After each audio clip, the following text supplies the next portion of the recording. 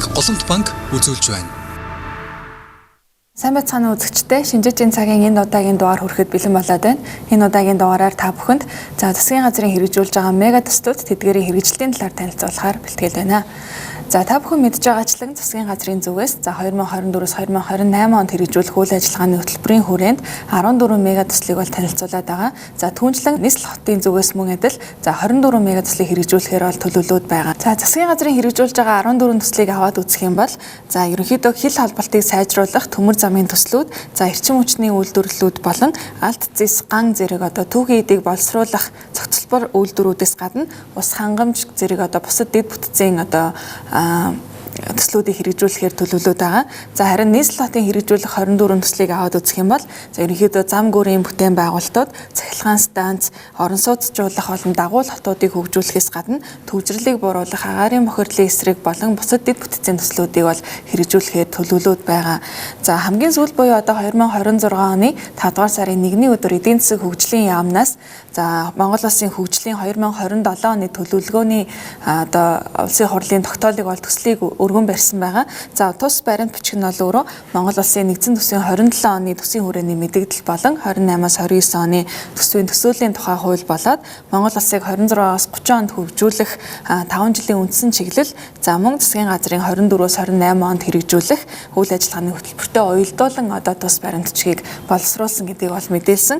За тус төлөвлөгөөнд дурдсанаар бол 2027 он гэхэд бол дээр дурдсан 14 төслүүд болон нийслэлийн төслүүд дотроос гашуун сухайт ганц мод бомбын чиглэлийн төмөр зам болон газрын тос боловсруулах үйлдвэр, Эрдэнэ бүрэн усан цахилгаан станц, 5 толгой дулааны цахилгаан станц, гангийн цогцлбор болон 5 дугаар дулааны цахилгаан станц зэрэг томоохон төслүүд дээр ач холбогдлогч нийт 15.3 их 80 төгрөгийн санхүүжилтийг бол тусгасан ийм төслийг бол танилцуулаад байгаа. Засгийн газар болон нийслэлээс хэрэгжүүлж байгаа мега төслүүдийн хувьд л ер нь бол нээлттэй нийгэм форум судалгааны зүгээс бол 2025 онд бол тодорхой хэмжээний эдгээр төслүүд дээр дүгнэлт үнэлэмжийг бол хийсэн байгаа нэг судалгааны жил бол гарсан.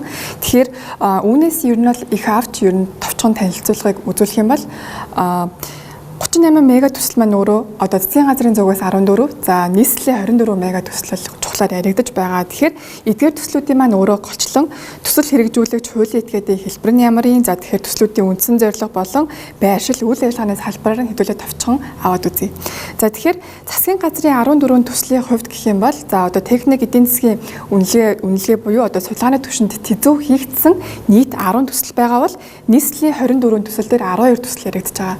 Тэгэхээр нийт ерөнхийдөө 38 мега төсөл яригдж байгаа юм маань 22 нь тэзүү хийгдсэн түвшинд.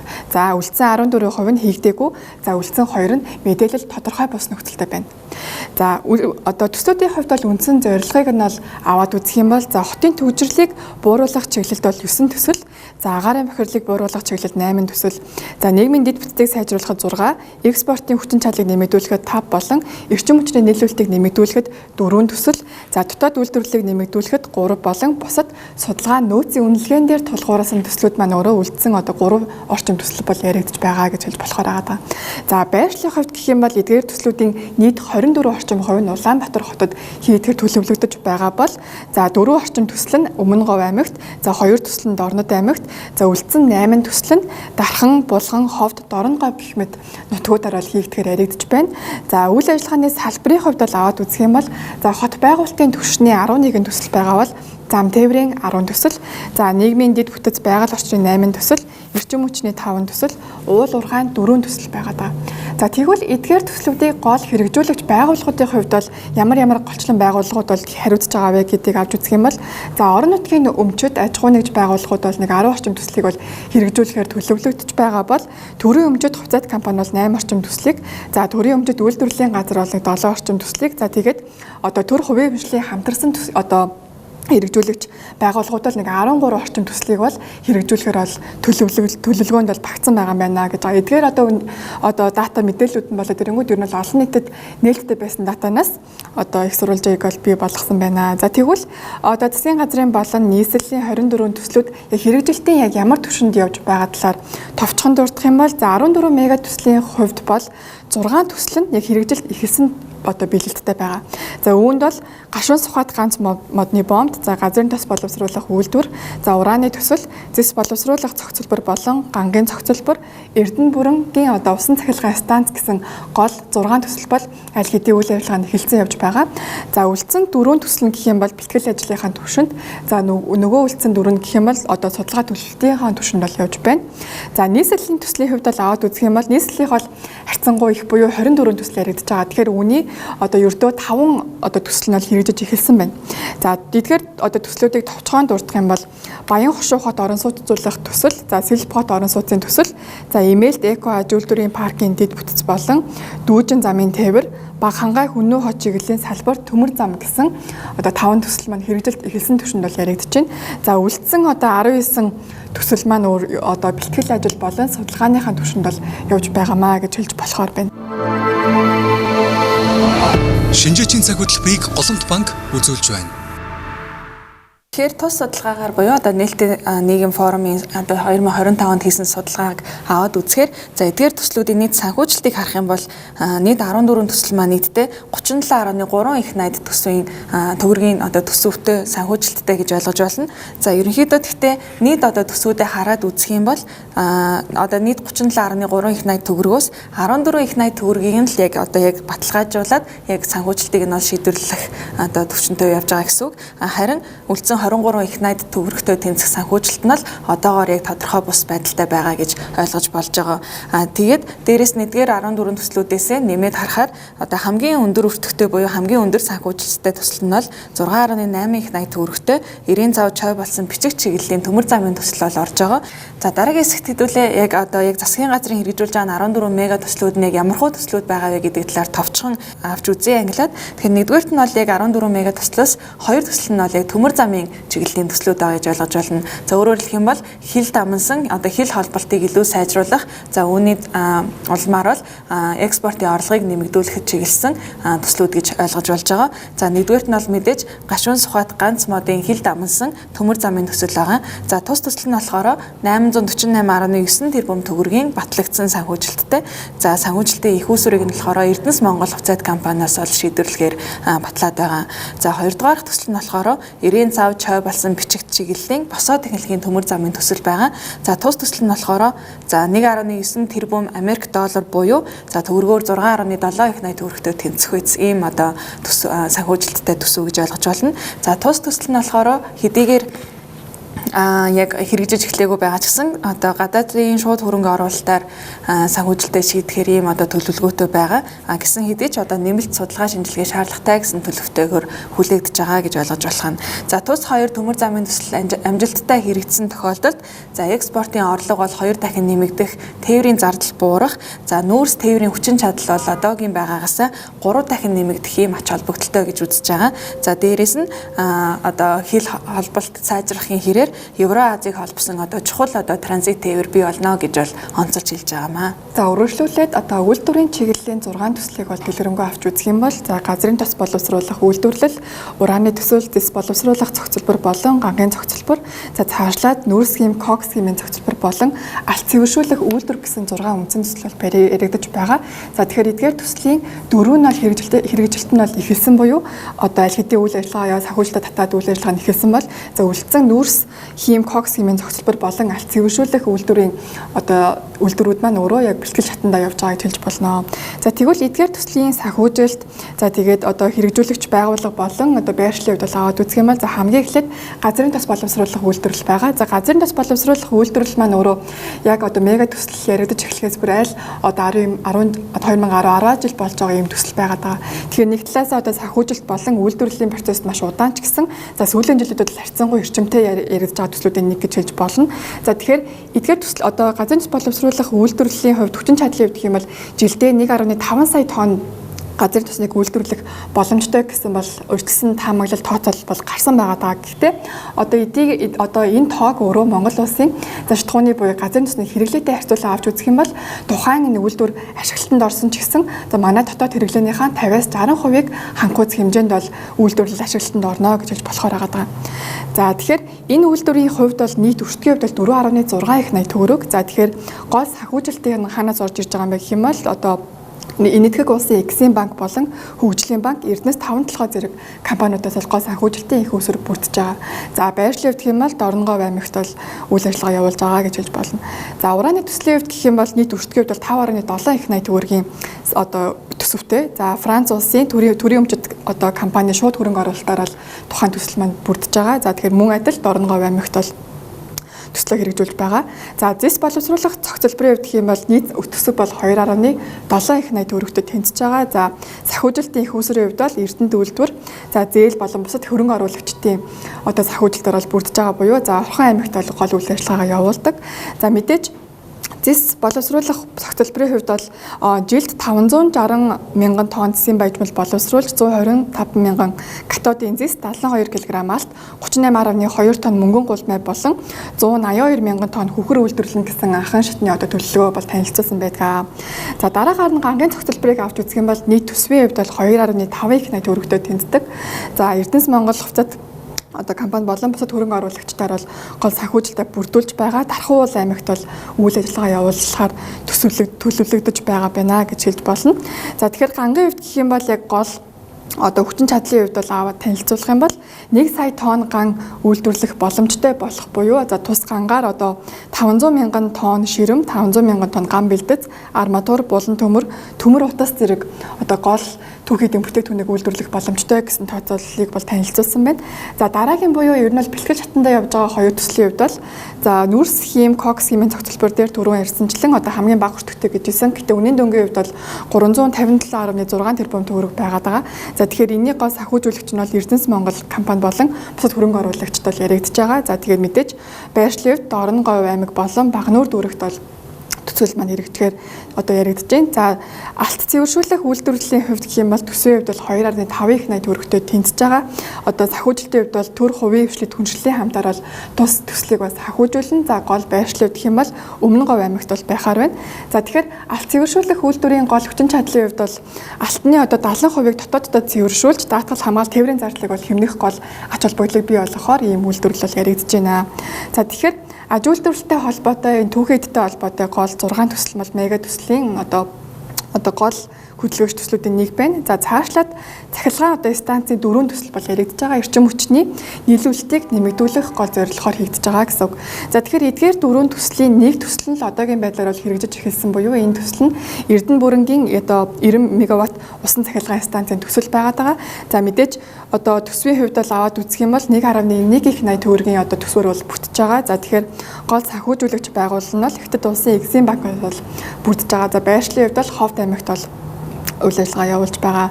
За үлдсэн 3% хувьд бол аваад үзэх юм бол мэдээж санхүүжилтийн хувьд бол 2.5-аас 3.7 их 80 төгрөгийн хувьд бол интервалд бол багтаж байгаа санхүүжилттэй.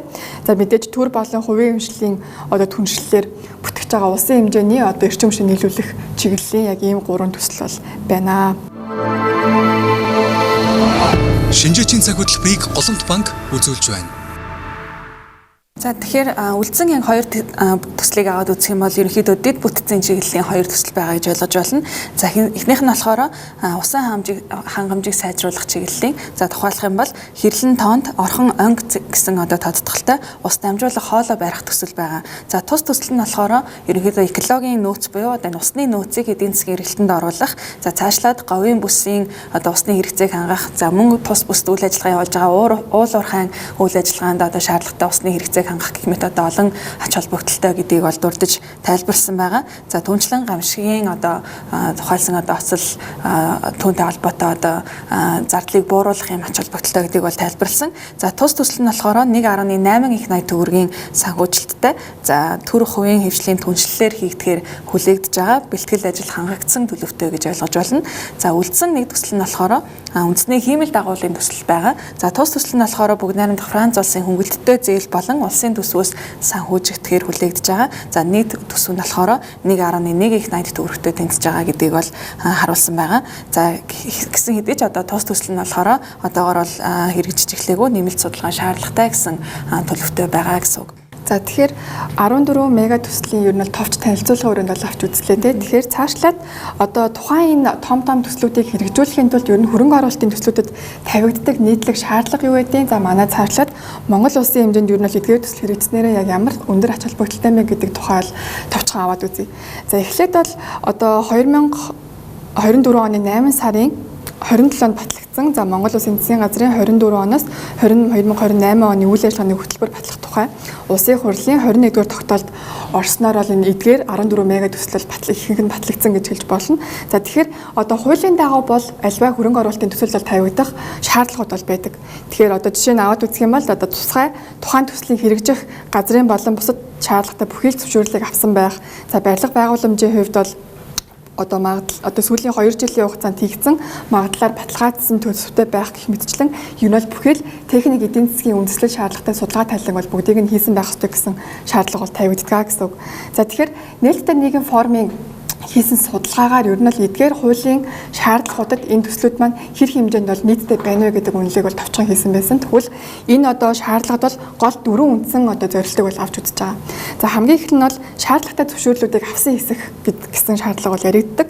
За тэгэхээр нийтэд ер нь л ил байгаа мэдээлэлд авч үзэх юм бол засгийн газрын 10 мега одоо засгийн газрын нийт 14 мега төслийн 10 төсөл нь бол зөвшөөрөл авсан байгаа бол нийслэл зөвхөн нэг төсөлдөл зохих зөвшөөрлийг авсан тухай мэдээлэл бол бүртгэгдсэн байдаг.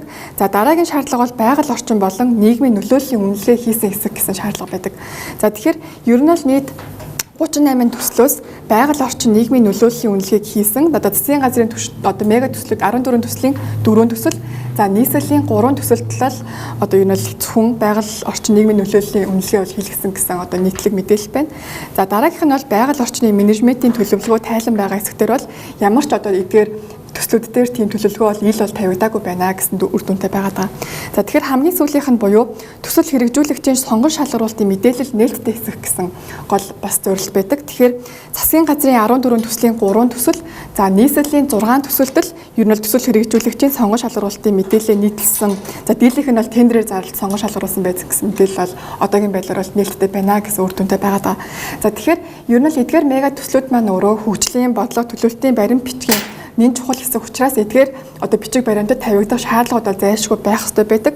За тэгэхээр энэ талаараа ер нь л одоо олон нийтэд маш их нээлттэй мэдээллийг хүргэх, за цаашлаад хөгжлийн загвар төсөөлөл, одоо үр нөлөө их усрын судалгаа тооцооллыг байнга одоо шинжилж сайжруулж олон нийтэд бол мэдээлэх бол үүргийг бол хүлээдэг байгаа гэж хэлж болно гэсэн үг. За дараагийн хэсэг тэгэхээр бүгдээр ер нь бол яг томоохон төслүүд буюу мега төслүүдийг хэрэгжүүлж байгаа энэ олон улсын туршлага яг ямар байдгүй гэдгийг яг судалгааны үр дүн дээр үндэслээд авч үзье. Тэгэхээр мега төсөл гэдэг маань өөрөө ер нь бол та бүхэн сая сонссончлан маш одоо өндөр дүнтэй одоо төслүүдийг бид нэр одоо авч үзэж тайлбарлаж байгаа. Тэгэхээр ер нь бол яг 1 тэрбум Америк доллароос дээш үнэлгээтэй томоохон одоо дэд бүтцийн гэх мэт одоо ач холбогдолтой төслүүдийг бид нэр бол мега төсөл гэж ерөнхийдөө ангилж авч үзэж байгаа. Тэгэхээр ач холбогдлын хувьд ч гэсэн эдгээр төслүүд маань бол эдийн засгийн доктортой өсөлтийг бий болгох, ажлын байр нэмэгдүүлэх гэх мэт одоо том үр дагавруудыг одоо бий болгодгоо гэж ойлгож байна. Тэгэхээр эдгээр одоо мега төслийн амжилттай хэрэгжснээрээ за нэгдүгээр доктортой ажлын байр бий болгох, дотоодын үйлдвэрлэлтэх одоо энэ импортын орцыг бууруулах, за үйлдвэрлэлийн зардлыг бууруулж бүтээмжийг нэмэгдүүлэх те, за мөн өрсөлдөх чадварыг нэмэгдүүлэх, за шинэ технологиг нэвтрүүлж үйлчлэгээний соёлыг улам сайжруулах, за дээрэс нь татварын орлогыг нэмэгдүүлэх гэх мэт одоо олон одоо эерэг нөлөөллийг бий болгодгоо гэж авч үзэж байгаа. Гэсэн хэдий ч за яг уу одоо сүүлийн жилүүдэд яг аваад үзэх юм бол энэ мега төслүүдийн санхүүжилт бол дэлхийн хэмжээнд бол тодорхой түвшинд одоо мэдгэдэггүйц одоо нэмэгдсэн. За үүний гол шалтгаан нь бол мэдээж за бүгд найрамдах хятад ард улс зэрэг тэргүүтээ одоо энэ өсрөнгөө хөгжилтэй орнуудад хийгдэж байгаа дэд бүтцийн төслүүдтэй ерөнхийдөө бол холбоотой байгаа гэсэн үг. За тухайлах юм бол хятадын за 2004-өөс 2008 оны үед хэрэгжүүлжсэн дэд бүтцийн хөрөнгө оруулалтууд нь бол за 20 дугаар зуунд хийгдсэн дэлхийн хэмжээнд хийгдсэн нийт хөрөнгө оруулалттай одоо тэнцүү юм а гэсэн одоо судалгааны үр дүн бас байдаг юм байна. За гэсэн хэдий ч одоо мега төслүүд нь хэдийгээр одоо эдгээр давуу талыг бий болгох ч гэсэн за тэдгээр төслүүд нь өөрөө хэмжээнд том за төслийн одоо санхүүжилтийн хувьд ч гэсэн ингээд том одоо дүнг одоо бий болгож байгаагийнхаа хэрээр одоо нэг талдаа маш том одоо эрх мэдлийн болоод ашиг сонирхлын одоо асуудлуудыг бол дагуулж идэг гэдгийг бол олон судлаачид бол онцолж хэлж байгаа. За тухайлах юм бол мега төслийг дагаад одоо ашиг сонирхлын зөрчил за оролцогч талууд бас нэмэгдэхийн хэрээр одоо олон төрлийн зөрчлүүд бий болох за дээрэс нь хамгийн чухал нь бол энэ улс төрийн амбицийг бий болгодог юм а гэдэг бол судлаачид онцолж хэлж байгаа. Ихэнх тохиолдолд одоо энэ мега төслүүдийг засгийн газрууд хэрэгжүүлдэг гэдэг утгаараа улс төрт одоо шийдвэр гаргадаг хүмүүс илүү одоо онцгой зүйлийг бий болгох, илүү одоо том зүйлийг хийх гэсэн одоо бусдаасаа ялгарах одоо зүйлд одоо илүү лобби байдлаар ашиглах нь эдгээр төслүүдийн одоо явцыг илүү удаашруулах, за дээрээс нь зардлыг нэмэгдүүлэх, илүү одоо сунжрахын хэрээр нэмэлт одоо төсөв санхүүжилтийг бий болгох шаардлагыг одоо үүсгэдэг гэж бол тайлбарлаж байгаа. Тэгэхээр ерөнхийдөө төсөв илүү яаравчлахын хэрээрээ илүү одоо өнгөц төлөвлөлт одоо хэрэгжих, за үүн дээр үндэслээд дүн шинжилгээг одоо дахин хийх, үүнийгээ дагаад нэмэлт зарлууд бий болдгоо гэдгийг бол судлаач тонцолж хэлж байгаа.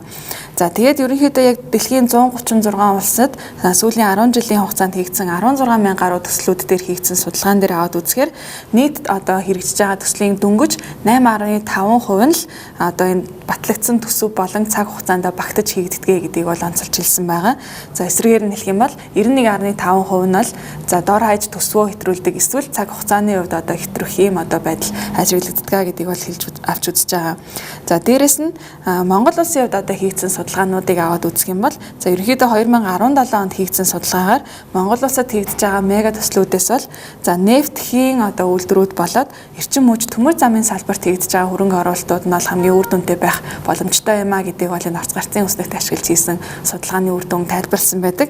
За тухайлах юм бол нефтхийн үйлдвэрлэл нь бол дотоодын нийт бүтээгдэхүүний өсөлтийг 4%-аар, за эрчим хүчний салбарт бол хийгдэж байгаа хөрөнгө оруулалт 3.6%-аар, төмөр замын төслүүд болохоор 3.8%-аар эдийн засгийн өсөлтийг нэмэгдүүлэх боломжтой гэдгийг бол судалгааны үр дүн харуулсан байгаа.